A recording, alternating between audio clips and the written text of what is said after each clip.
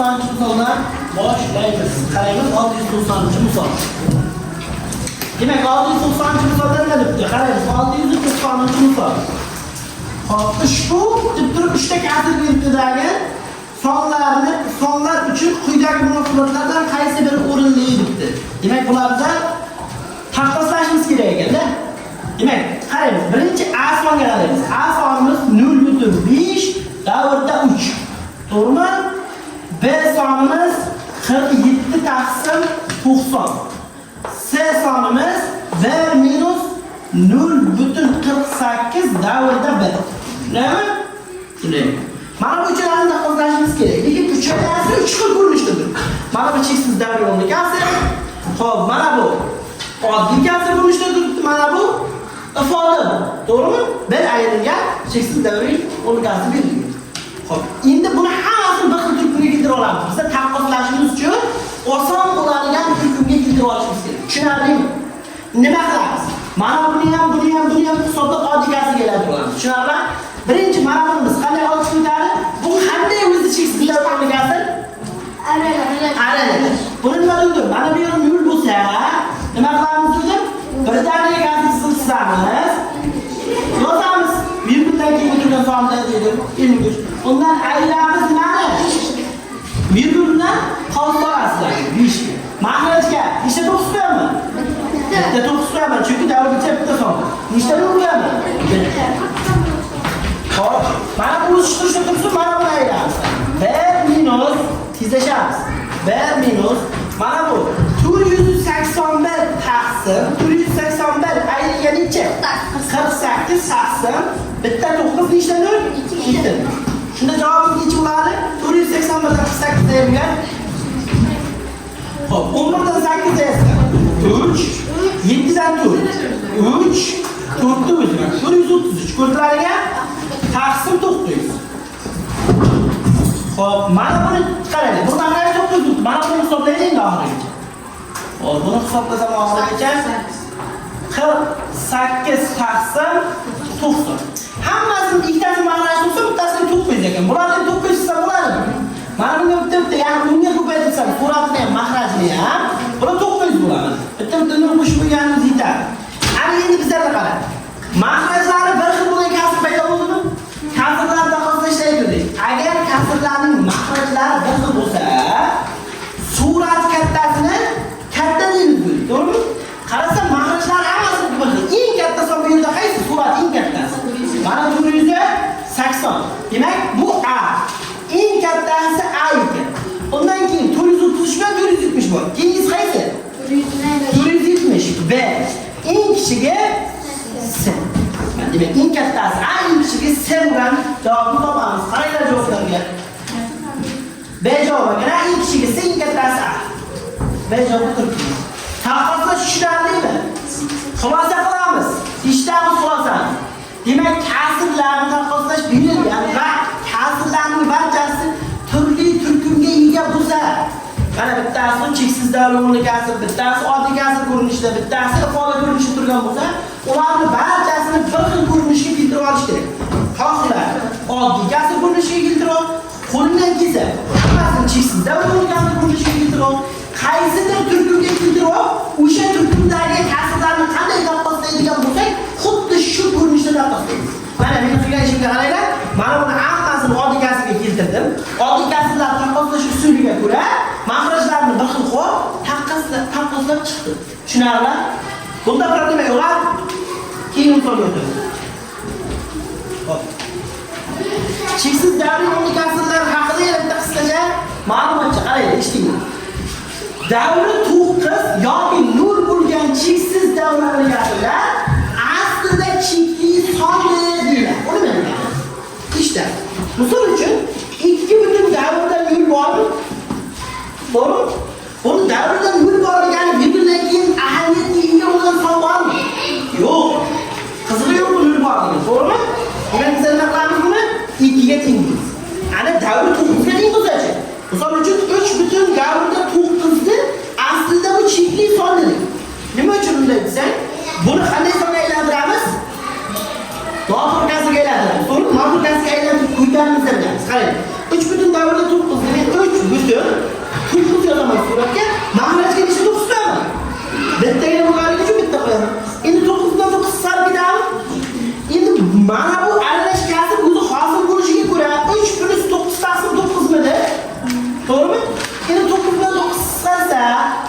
3 plus 1 bo'lib qoladimi? Natija necha bo'ladi? Demak 3 butun davlat qilimiz aslida to'rda ekan. Tushunarli? Demak, davri 0 yoki 9 bo'lsa u qanday son bo'lar ekan? Chekli son bo'lar ekan, chekli kasr bo'lar ekan, to'g'rimi? U davriy kasr hisoblanmas ekan. Endi savolga qaraymiz. 695-savol. Savolni diqqat bilan eshitamiz. Davri 0 yoki 9 dan farqli bo'lgan cheksiz davriy unli kasrni ko'rsating. Davri 0 bilan 9 bo'lmagan cheksiz davriy unli kasrni ko'rsating deyapti. Tushunarli? Davri 0 yoki 9 da chekli bo'lib qoladi. Bizga bitta gap bilan aytganda cheksiz davriy unli kasrlarni ko'rsat deyapti. Tushunarli? Qaraymiz. Birinchi m teng x taqsim 3. Men maxrajiga qarab cheksiz davriy unli kasr yoki chekli unli kasr aytaylikmi? To'g'rimi? Buni maxrajda nima turibdi? 3 turibdi. Agar maxrajda 3 qatnashgan bo'lsa nima deylik biz uni? Cheksiz davriy unli kasr deylik, to'g'rimi? Demak bu cheksiz davriy unli kasrga kirganmi? Kirar ekan. Keyingiga qarang. M teng 5,42. Bu qanday kasr? Chekli bu. Chekli. Bu cheksiz bo'lishi orqasida yana bir nechta ikki keyin nuqtacha bo'lsa, yo bo'lmasa mana qiribgina o'zi qavusning ichida bo'lsa nima deylik buni? Cheksiz deylik, to'g'ri? Lekin bu hozir aniq to'shda chekli ko'rinib turibdimi? Buni chegarasi mana 5,42 bu. Bundan yorug'i son bormi? Yo'q, bu chekli.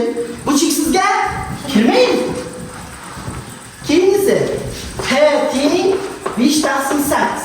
Biz oddiy kasrni chekli yoki cheksizligi nimani bilamiz? Maxrajdan bilamiz. Maxrajni nima qilamiz? Kanallik o'lmas. 8 2 ga bo'linadi. 4 2 ga bo'linadi. 2 2 ga bo'linadi 1. 8 imiz nechta 2 dan iborat ekan? 2 dan 3 ekan. Maxraj faqat 2 dan iborat ekanmi? Unday biz u qanday kasr bo'ladi? Chekli.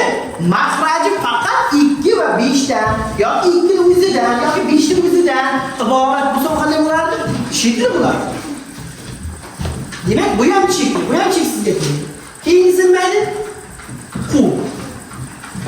Qga qaraymiz. 6,545 1 orqasida nuqtachasi ham bormi? Bu nima degan nuqtachasi? Cheksiz. Necha cheksiz? 1 cheksiz. Yarami. Demak, 1 cheksiz ketyapti deganimi? Bu cheksiz kasrga kiradimi? Kiradimi? Keyingisi ham ya 0,777 nuqtasi bor ekan. Agar nuqtasi bo'lmasa bu cheksiz bo'larmidi? Bu nuqtasi bor cheklimi? Ha? Yo'q, bu cheksiz. Nuqtasi bo'lmasa cheksiz bo'lmasdi. Tushunarli? Demak, bu ham kiryapti. Qaysi javob bo'ldi? M Q L. M Q L. Tushunarlimi? Keyingi savol ko'rsam bo'ladimi? 698 misol berilgan ekan. Misol ishlaymiz. Qarang. 19,9 ko'paygan 18 ayrilgan 19,9 ko'paygan 16 qo'shilgan 30,1 ko'paygan 15 ayrilgan 30,1 ko'paygan 13. Bo'ldimi?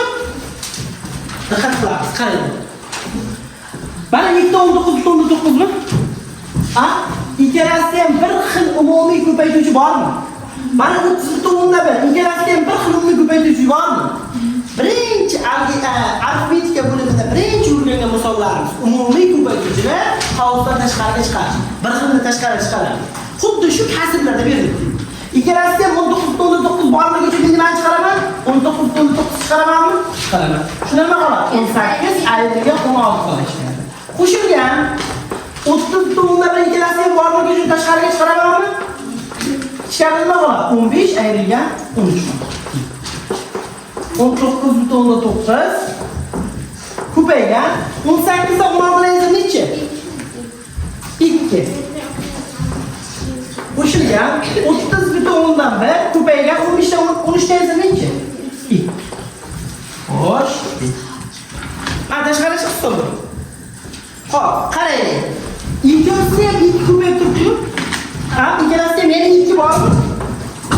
Demak, 2 ni ortidan chiqarsam 19.9 qo'shilgan 30.1 mi? Mana qoldi. Mana 30 ga birini bugun shunday olsam 19.9imiz 20 bo'lib qoladimi? 20 ga shunday 30 qo'shsam 50 bo'ladimi? 2 ko'paygan 50imiz necha bo'ladi? 100. Tushunarli. Savol bormi bu misol bo'yicha? O'sha eski misolda faqat kasrlar qurilishda berilgan.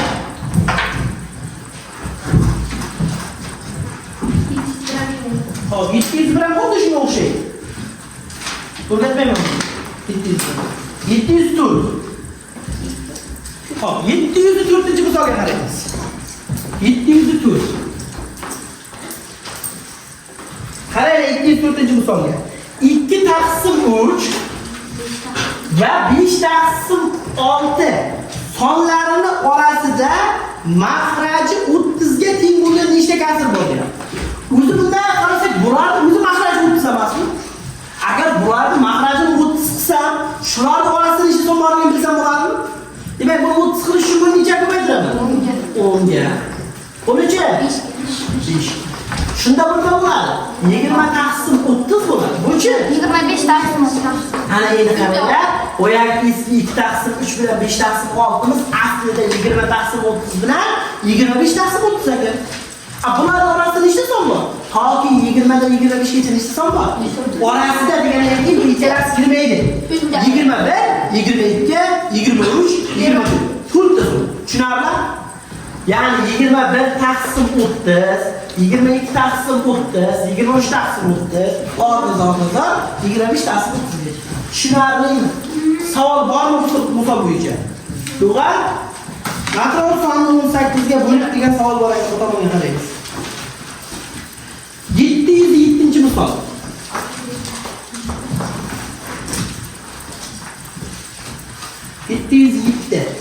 Natural sonni 21 ga bo'lganda bo'linma 15 ga qoldi 4 ga teng bo'ldi.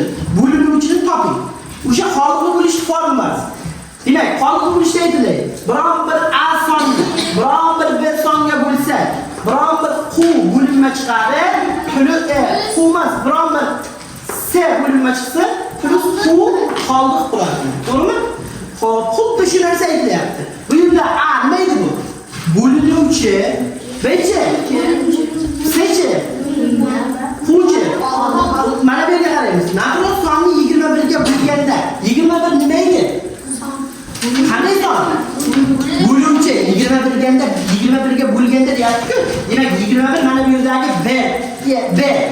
Demak a haqida gapirmadi, bo'linayotgan son haqida. Demak a ni o'zini yozdim mana. 21 ga bo'lganda, demak bo'linuvchi 21 mi? Mana 21 ni b ni o'rniga yozdim. Bo'linma 15 bo'libdi. 15 mi ekan? Bo'linma ekan. Qayerga yozaman? Seni o'rniga yozaman. Ko'paygan 15 plus qoldi nima bo'libdi? 4 bo'libdi. Nimani topdim so'rabdi bizlardan. Bo'linuvchidan bo'linib ketayotgan son. Bo'linib ketayotgan son a'midi. Ana endi mana shuni hisoblasam a keladimi? 315 ko'paydi. Aha. 319. Demak, o'sha a sonimiz nima bo'lgan ekan? 319 bo'lgan ekan. Tushunarlimi? Daraja haqida gaplashamiz. Daraja haqida gaplashamiz. Eshitamiz. Daraja nima? Sonlarning darajasini eshitgansiz, to'g'ri? Daraja degani qayda? Bilinglar. Kayfiyat bor, daraja bor. Kayfiyat haqida gaplashamiz. Misol uchun 2 ga qo'shilgan, 2 ga qo'shilgan, 2 ga qo'shilgan, 2 tursa. Nechta 2 qo'shilib turibdi? Buni 4 ko'paygan 2 deymizmi? Mana bu oldida turgan narsa kayfiyat bo'ladi. Son. Oldida turgan son bu kayfiyat bo'ladi. Ya'ni bu oldida kayfiyat bu yerda nechta son qo'shilib turganligini ifodalaydi. Tushunarlimi? Ana o'sha sonni biz darajaga chiqarsak, mana bu plus o'rniga ko'paytiruv aylanadi. Tushunarlimi? Ya'ni 2 ko'paytiruv, 2 ko'paytiruv, 2 ko'paytiruv, 2 desa, nechta 2 bor bu yerda? 4 ta. 2 ning 4-inchisi bu.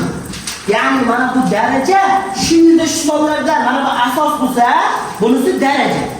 Asosda turgan sondan nechta ko'payib turganligini ifodalaydi. Misol uchun 5 ning 3-inchisi bo'lsa nechta 5 ko'payib turgan bo'ladi? 10 ning 7-inchisi bo'lsa nechta 2 ko'payib turgan bular? Yo'q, 7 emas. 10 ning 7-si bo'lsa, 7 da 10 ko'paytirilgan bo'ladi. Tushunarli? 10 ning 7-si bo'lsa, men savol beraman. 10 ning 7-si bo'lsa, nechta 7 ko'paytirilgan bo'lardi deb, aniq adashdik. Shunga sen 7 nechta ko'paytirganiga javob beryapsiz. O'zi aslida 10 ning 7-si bo'lsa, nechta 10 ko'paytirilgan bo'ladi? 7 da 10 ko'paytirilgan. Tushunarli daraja. Hozircha darajani mana shu holatiga keltirdik. Endi hisoblashtirib o'tamiz. 711 misol. Qaraylik. 2 ning 4-si. Buni nima degani? 4 ga 2 birga naqd turibdi. Ko'payib turibdi. 2 ko'paygan 2 ko'paygan 2 ko'paygan 2. Necha bo'ladi? 2 kere 4, 2 kere 8, 8 kere 2, 16. Xo'p. Keyin mana bu misol ko'ramiz. 724 misolda endi bitaman, qarang. 10 ayrilgan 7 ning ikkinchisi. 10 dan 7 ni ayrsam necha? 3. Daraja o'ziga kelaveradi? 3 ning ikkinchisi. 4. Xo'sh, buguncha faqat darajani hisoblashtirganamiz. Ertaga darajalar haqida umumiy ma'lumot, xossalarini o'rganib chiqamiz. Tushunarli?